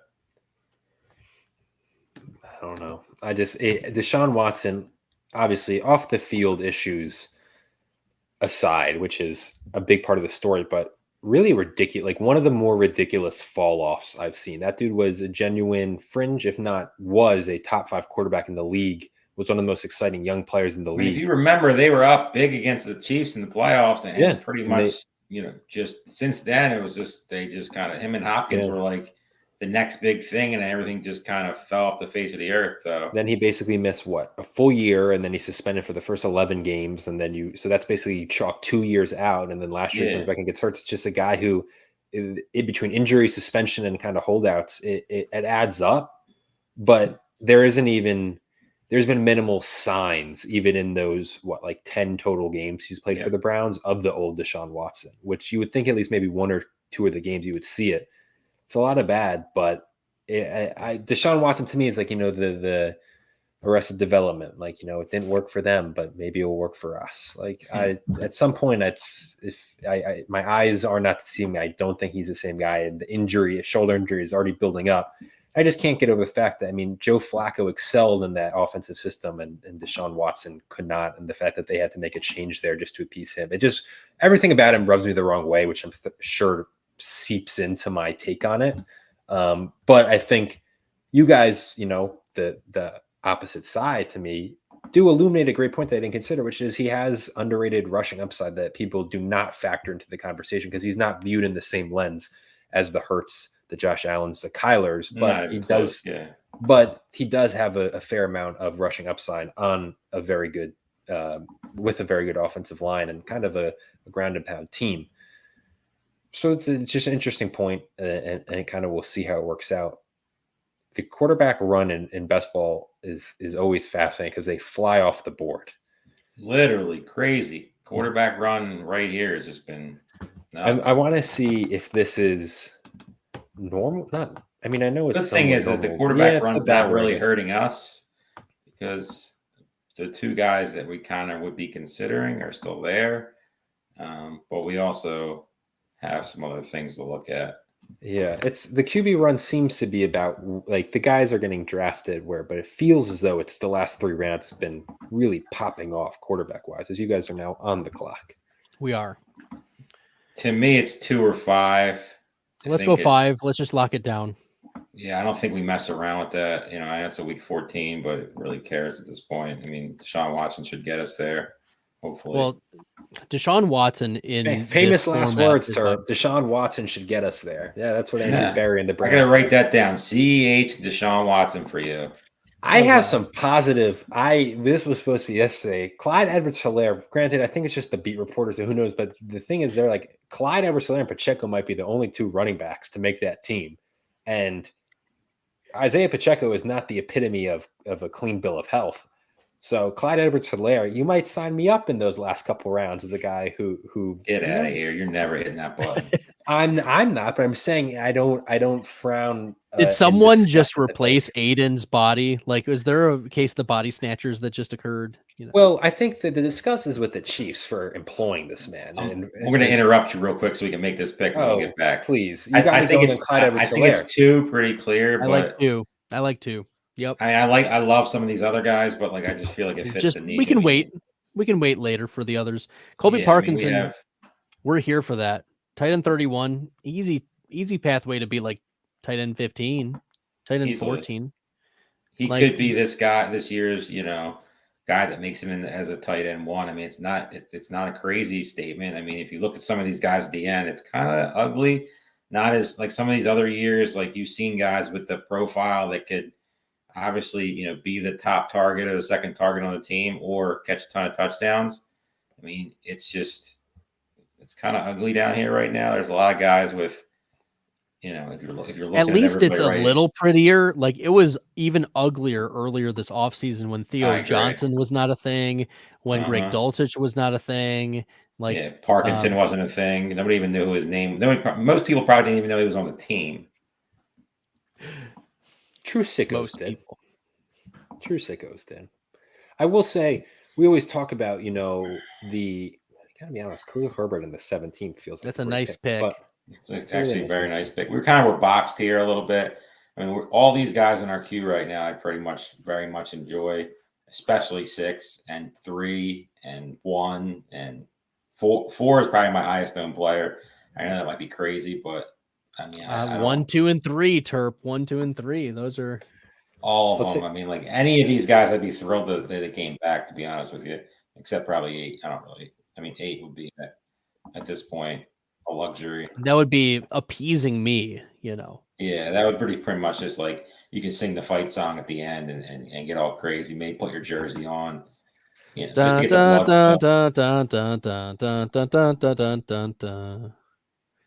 flow. I'll say this back to the QB run real quick. I mean, it's granted it's a bit of a weirder situation, but it is, and how the mighty have fallen, Marshawn Lloyd. But with Such a great Justin pick there. Fields and Russell Wilson, a team that has never been more insistent that their starting quarterback with out of doubt is Russell Wilson, who's a guy who has largely shown consistency and probably can hold on to that role. And Justin Fields is still consistently going above him. Justin Fields had the most Justin Fields debut for the Steelers, moments, but then just also taking some of the silliest sacks imaginable and just missing, basic open receivers and just a general inability to read the field. Yet he's still getting drafted. He goes here in the 1509. Brad again, you're in the 50th, but in the best ball draft, is Justin Fields a wasted pick, or does his rushing upside amount to such extreme value in the case that Russ gets benched or hurt that he's well worth the pick in that kind of mid QB 20s? Yeah, so this is one of those interesting ones where you got to get some exposure to Justin Fields. Like, you just have to. The upside is quarterback 5 overall. Like, we saw what he was able to do a couple years ago with the Bears, with no Keenan Allen and no Rome Odunze. I feel bad for Justin Fields if he would have walked into this. Phenomenal. Still have no idea how the Raiders didn't take a chance on him. Just it's still it's mind blowing to me. It was just the absolute perfect spot. But Gardner Minshew could be better than him, even though Gardner Minshew might not even he could. But we're talking about in best ball, the amount of upside that exists for a Justin Fields, massive. The pathway for Fields to outscore Tua, so easy. It's Joe Burrow. Easy. Joe Burrow, Lawrence. Your quarterback 9, CJ Stroud, quarterback 10. QB 6. Exactly. Jordan So we're talking Love. about, but there's no other quarterbacks in this, but maybe Drake May. Maybe if you're a believer in Drake May, possibly. I don't think Bo Nix has that pathway.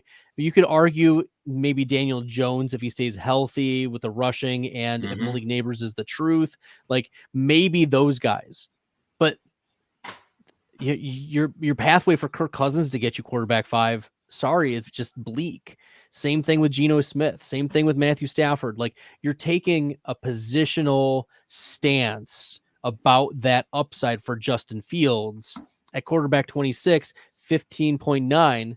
If he's probably your quarterback 3, but with the pathway to significantly pay off. Plus, there, at least in some 18-round drafts, there were drafts where Justin Fields was not even being drafted. In 20-round drafts, I'm sure he was getting drafted in most formats, but it just depends on which tournament you're in too and how that has been going. But, at this point, 15-9, Justin Fields or Derek Carr, I think it's Justin Fields. Not even close. Justin Fields or Bryce Young, Justin Fields or Kirk Cousins, Aaron Rodgers, Justin Fields. Stafford, Geno Smith, Justin Fields. Will Levis, probably still Justin Fields, even though I love Will Levis. I think he's going to have a really good year. Still probably Justin Fields, because could Russell Wilson win that job day one and never give it back because they're just I mean, what do you mean good? He's already won it. He has won it day one. Justin Fields isn't good. We do know that. If Russ is healthy, he's a starting quarterback. Justin Fields has shown nothing. Russ has outperformed him in training camp. You're probably right. I know I'm right. The issue is Russ is hurt. Russell Wilson also hasn't set the world on fire in the last couple of years. I'm not saying that, but I think my point is there is a sense and I think we can all agree on it. Justin Fields, the fantasy quarterback, is a fringe top 5 player when used right. Justin Fields, the real life quarterback, is a bottom 7, maybe worse quarterback in the league. And that disparity is sometimes hard for people to understand who aren't nuanced in kind of both worlds. But it's just, I think in best ball, it's easier, but he gets drafted these ways in weekly managed too. And I think that is, you could drop him, but I don't even understand making that pick in a weekly managed when I don't think he's going to be starting. And I think Russ does have a stranglehold on that job. In best ball, I think you brought up Kirk Cousins and Will Levis, who are 2 quarterbacks that I'm very high on, but you make a good point is Justin Fields is your QB3. If he's starting 4 or 5 weeks and has that QB5 upside, that's a pretty good pick here in the 15th round. But I don't know. We'll see. I mean, it was a good deal from the Steelers to, take a 6th round, I believe it was, flyer on him. But I don't know. He's not good. He did not have a good preseason debut. He hasn't had a great training camp. So as long as Russ is healthy, I don't think Fields is an upgrade over Russell Wilson. Real quick, Terp, I want to hear from you first. It's super, and you guys are about to be on the clock here. Tyrone Tracy or Eric Gray, knowing what we know now, who are you taking? It's Eric Gray for me. I mean, Tyrone Tracy is definitely the popular breakout pick before the injury. Everybody liked him, talented kid coming out of college. But the injury, will set him back a bunch. I just like Gray as a player. I think he's, not known enough to know if it's just like a flash in the pan at Deneric Prince of last year type of situation. But I like what I saw in the first preseason game. I don't, obviously it wasn't against anybody important, but I want to see him build on that this year, this week, and see exactly, if he could actually take over for Devin Singletary, because I don't have much Devin Singletary. I'm betting on both of these guys. Tracy before he got hurt, or Gray. And Gray's starting to get a little bit more expensive just because people are scared of the Tracy injury. We're about to be on the clock. I think it's 1. I think we closed the room. Love 1. Love 1. Love it. Jordan Mason. Nice. In my mind, not that my opinion matters at all, I do think he is the handcuff to have. And, McCaffrey has been largely injury-free with the Niners, but, he has the calf issue. There's a calf issue, and obviously guy has an injury history. I think he was banged up down the stretch last year, but besides that hasn't. So I'm always fine taking a Shanahan backup running back. It's not Elijah Mitchell in my mind. I think it is Jordan Mason. It's a really good pick in the 18th round. And that's a guy who, if McCaffrey misses any time and Mason is the running back, that's going to be a great value play and going to give you some big weeks. Brad, could you hop in there? So Terp is on Eric Gray. I saw you nodding your head. Are you the same? And I'll even throw one more, and I should have done this with Terp. We're going to interrupt you again. We're on the clock, though. Please, yes. To me, rambling on. It's 1 to 2 or 4. Let's go 4. There's a pathway for number 4 to be the starter. So we'll take 4, and then we're pretty much wide open with the last pick. Let's get 2 out of there. There we go. I was rambling as you guys are picking Jatavian Sanders, but before we address your Sanders selection, Brad, that Singletary, Eric Gray, and then the injured Tyrone Tracy, who do you like out of that backfield this year in the best? Yeah, I really liked Tracy before the injury. It was really frustrating. Player profiler comp is Rachaad White. He is an older prospect, but a converted wide receiver and a player that was already getting run with the ones. Like very, very early on. He was viewed as the complementary guy to Devin Singletary. I was very in on him. And I think just let him continue to fall a little bit, and I'm okay scooping him back up. Let the value fall, because people will start to completely disregard him. Eric Gray had the big touchdown in the preseason. Everyone remembers that. Everyone saw that. But he's clearly just the better player. He's much faster. He's a good pass catcher. Eric Gray, I wanted him to be a thing last year, and he could barely, he was a taxi squad type of player, but barely got out there. So I think the Giants want Tyrone Tracy to be a thing. So let's take shots on Tyrone Tracy still being a thing even after the injury. This is, once again, one of those wait on him guys. And at this price, sure, let's wait. Let's wait on Tyrone Tracy. In a managed league, in a fantasy pros or a main event, I mean, I'll be happy to take both, because Tracy's pretty much free right now because of the injury. So if you can get in a before, you figure out if he's, how long he's going to be out and stuff, because we all know Devin Singletary, what he is. I mean, he's a solid NFL player. Is he a league winner? Does he have that upside? No. So to me, if you can take a shot, in these late rounds of these main events or fantasy pros, on Tracy or Gray, the risk with best ball is obviously the risk that is you can just take zeros if these guys get cut, or if Tracy, doesn't materialize or he's out longer than people think. So it's definitely a little bit more risky in best ball with a player like Gray, because Tracy will make the team. I don't think he's definitely not going anywhere unless he's on the IR, which I don't think is going to happen at this point. it seemed like he dodged all the bullets. Same thing with Jordan Addison today, but we keep seeing all these guys get carted off, and we definitely, our hearts, skip a beat. And I know a lot of people that had a ton of Jordan Addison were definitely worried today.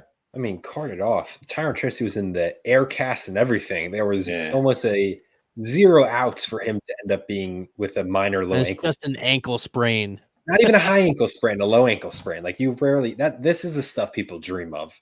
If their player is going to get carted off in an air cast, it's oh my God, we overreacted. It's only a low ankle sprain. Eric Ray last year had 17 rush attempts. Okay.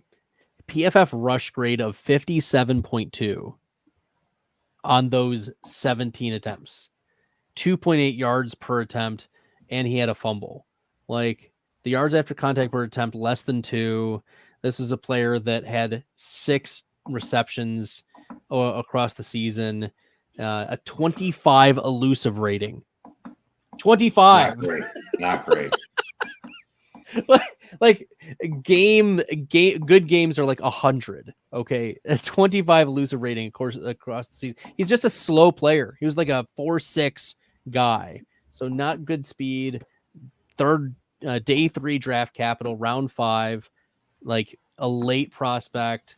He's going to be 25 this year. Like, let's not get cute. Like, Tyrone Tracy is preferable long term.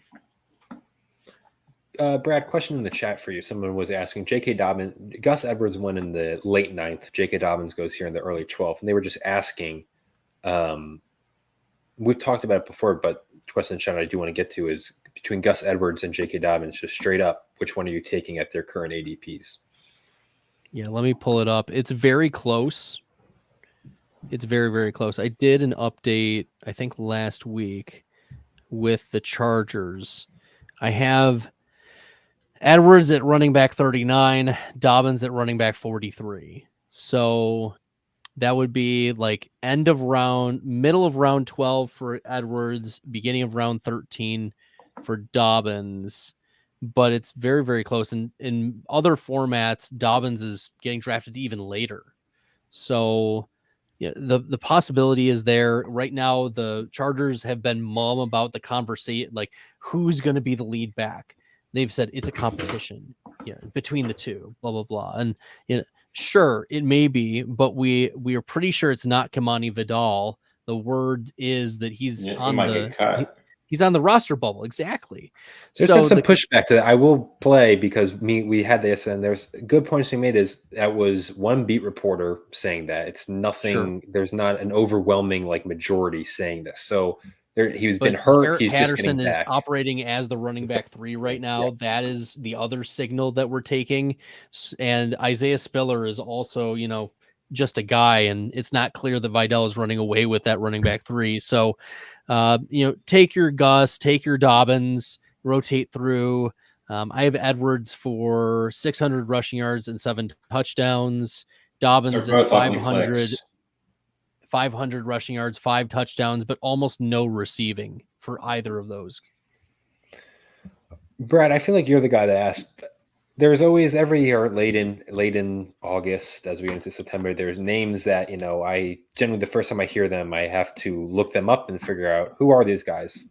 Jordan Whittington is a name kind of garnering some buzz over the last couple of days.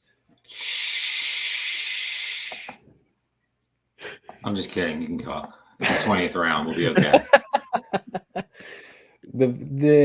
Brad, you might even have been the one we discussed it with, discussing DeMarcus Robinson as a genuine 20th round dart throw, because maybe you want that Rams receiver 3, especially now with Puka maybe beat up. You got Cooper Kupp obviously getting older, and he was hurt a lot last year. And Higbee is on the pup. So essentially this question is, who is Jordan Whittington, and is this a guy I should be paying more attention to? I mean, if Sean McVay picks his guys, then he picks his guys. And the Rams do things differently, than other organizations. That's why they were able to identify Puka as a guy. But they've had some misses too, like Ben Skoranek. They just missed on it. Sorry, Notre Dame guy, but they missed on him. So, Jordan Whittington, I'm still not sold. Like, this is still just the preseason. Plus the downside for the Rams is Matthew Stafford gets hurt, and oh, by the way, he left practice early today with a hamstring issue. Hamstring, yeah. So the floor for the Rams is very scary from the pass catching perspective. Like the running backs are going to get their touches, and the ceiling is massive. But Jordan Whittington is at best the wide receiver 3, maybe the wide receiver. He's probably the wide receiver 4. They paid Demarcus Robinson, and he played well. So, our final pick. Well, is there anybody else you see out there that? I mean, I think 2's the safest pick. I don't know really what upside he brings, unless we're betting against. I mean, we have Jameson Williams already, so Khalif Raymond, I think, is secure in that thing. So, but there's just a lot of balls that. Or this one, he was running away with the number 2 job, but who is it? It doesn't matter. Trey Sermon. Trey Sermon. Hamstring. He left the other day with he left the preseason game with a hamstring. I think it was a preseason game. He got hurt. He's hurt. I think a receiver is the way we got to go, but that's just me. Let's go Naylor. I love the Naylor pick. We're betting against Addison being a little more banged up than he's supposed to be. Even that, I think that, Naylor is having a great camp. The coaches are speaking a ton of him, and he's a guy that will not be owned at all in the tournament as of right now. There's space for him with KJ Osborne gone. KJ Osborne's gone. TJ Hawkinson, we don't know. Hawkinson. Yep, I agree with you there, Terp.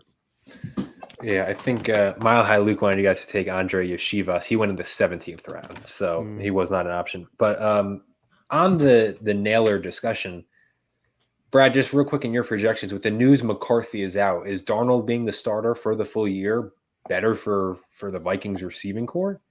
Or is it? I already projected Sam Darnold to start most of this, at least through week 6 or so was my conservative plan, but we could have been looking at it going even further. So it doesn't really move the needle. I'm not going in and making many adjustments to the projections with that. So you guys draft in the 2 spot today. I scared Terp off. Terp must. Well, we'll do this solo then. Terp must have lost his internet or something. So Brad, we'll go real quick. Just overall, essentially, just grade yourself. I always do it with Terp when he drafts live. It's give yourself a grade. How you feel this draft went. Any picks you kind of regret in hindsight, or any picks that you really like in hindsight. Feels like a B+ to me. Picks that I really liked were the Bijan pick. I liked the Mark Andrews pick. Anthony Richardson was phenomenal. Corum, Jalen Polk was a good one. Not feeling great. I'm okay with Deontay Johnson, but it feels like one of those I gotta get it wide receiver picks. I gotta get another one on my team, and didn't feel like I got my guy or Terp's guy. I don't know necessarily, but he we can see if the pathway for Carolina is taking the next step. Deontay Johnson getting 140 targets, that would be great. But Deontay Johnson felt like, for me, and I'm reviewing it, we should have took Christian Watson. We should have.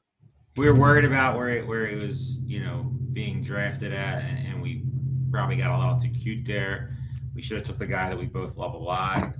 I like Johnson. I mean, I'm not against the pick. I think we just kind of got a little caught when it came to the receiver position. If there's a weakness, I think that's the weakness.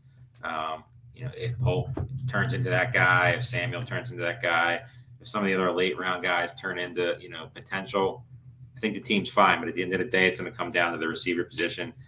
It's definitely, a little risky when it comes to, especially right now, because everybody's just drafting receivers and drafting a ton of them. And you look at these builds when you're starting off 2 running backs in your first 3 picks, you're going to suffer in one position. So it's just picking that position and then just hoping that everything works out. And we have the options if Jameson Williams takes that next step. Rice, who we both love, Cooper, who we both like, Deontay Johnson, who I like. It's obviously a worry. I think he's going to get peppered with a ton of targets. Polk, we're both fans of.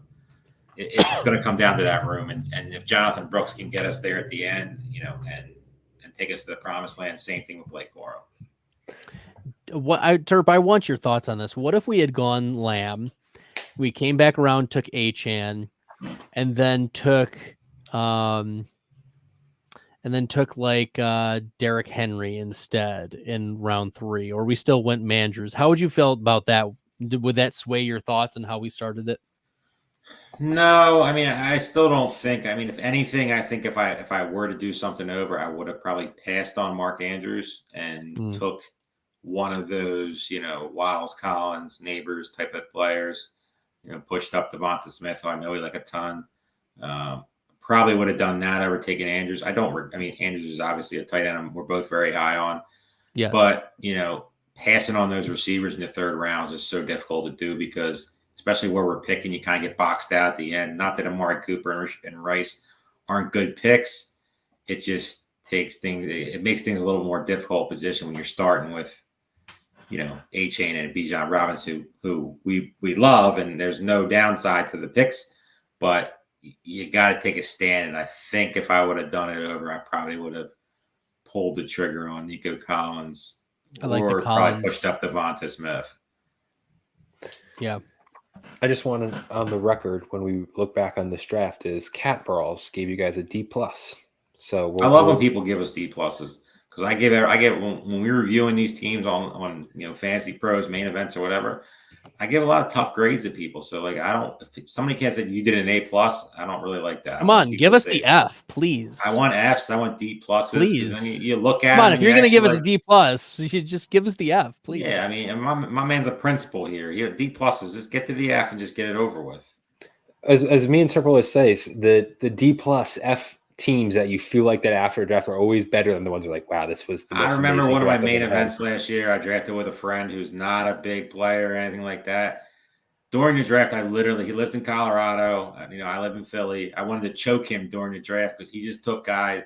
Was this your Joe Mixon draft? My Joe, and I hated Joe Mixon last year. Hated him. Hated everything about him.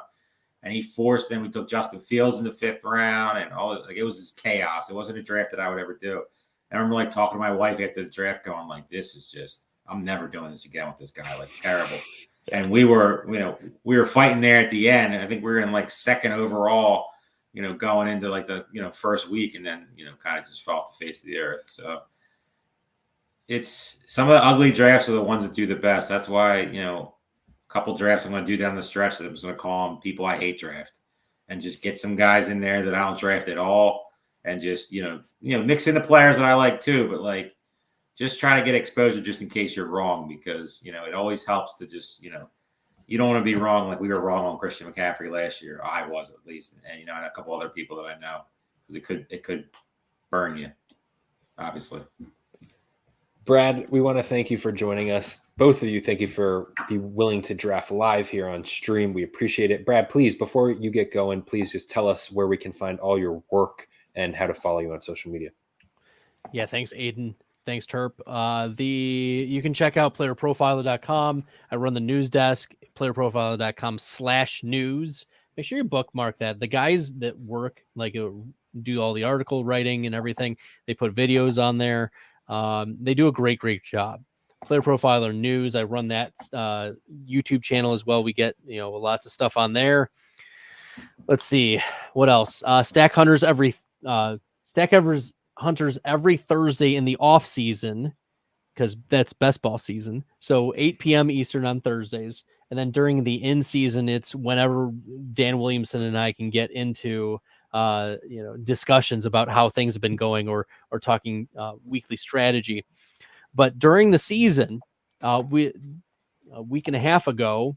ago, Ryan Reynolds and I at Ryan Reynolds NFL just launched or relaunched Man versus Machine.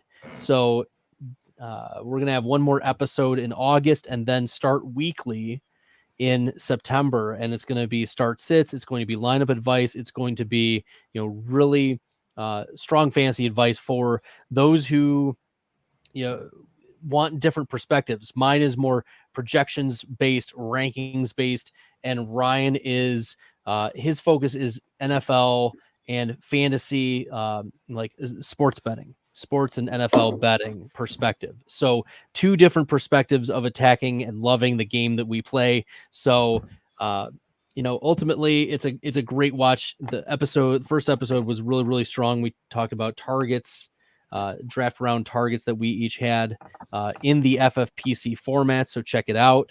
And thanks for the opportunity, Aiden. Thanks, Dave. Yeah. Thank you, Bradley. Follow him at FF Stalder on X and find all of his work at playerprofiler.com. Terp, that's going to do it for us. I will be back Sunday night at 7 p.m. Eastern time for live draft coverage of the FFPC main event. And then we'll be back next Tuesday with the B-Bag Batoba to cover the Fantasy Pros Championship. And then 2 weeks to Fantasy Pros Championship with Brian Drake from Fantasy Points. So we got some really good shows coming up. Like the video, subscribe to our YouTube if you want to see these drafts, especially as we get closer to the season and the ADP is constantly changing. It's a good way to get a free look at these drafts and how they're developing. That's going to do it for myself. Thank you to the chat. Thank you to everyone who tuned in. We will see you guys on Sunday night. See you guys.